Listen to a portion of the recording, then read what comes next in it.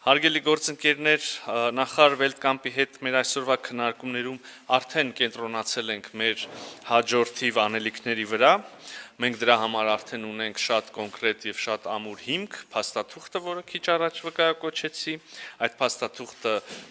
ընդգրկում է բազմաթիվ ոլորտներ, այդ թվում քաղաքական եւ տնտեսական կապերի ամրապնդում, ենթակառուցվածքներ, կիբերանվտանգության ոլորտում համագործակցության խորացում, ներառյալ պայքար հիբրիդային վտանգների սպառնալիքների դեմ, ժողովրդավարական ինստիտուտների ամրապնդում, արդարադատության վիրավունքի գերակայության խթանում եւ վերջինը թերևս նշեմ, բայց ոչ նվազ կարևորը մարդկանց միջև շփումները։ Շուտով հնարավորություն կունենաք ծանոթանալու փաստաթղթի մանրամասներին, այն կհրապարակվի։ Ես թերևս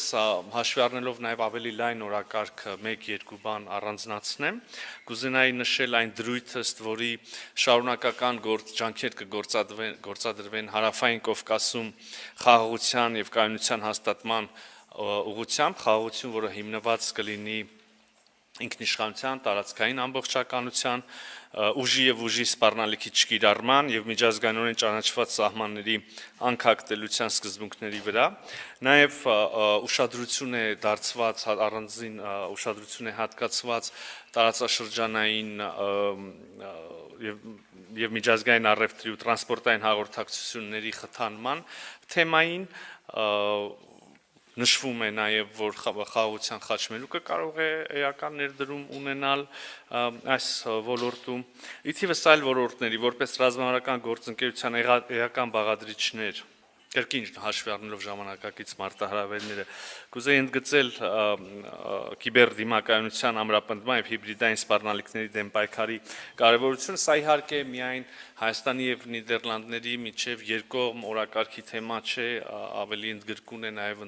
վերաբերում է Հայաստան եւ ամբողջ Եվրոպական միություն համագործակցությունը, երկխոսությունը։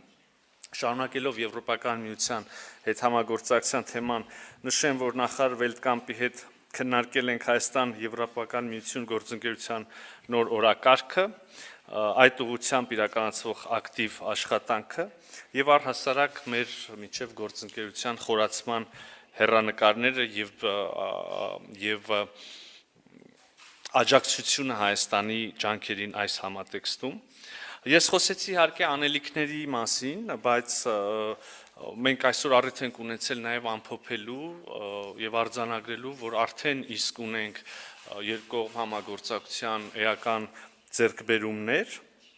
Գոհունակությամբ արձանագրում ենք, որ Նիդերլանդները Եվրոպական միության շրջանակներում Հայաստանի համար կարևոր առևտրային գործընկերներից է,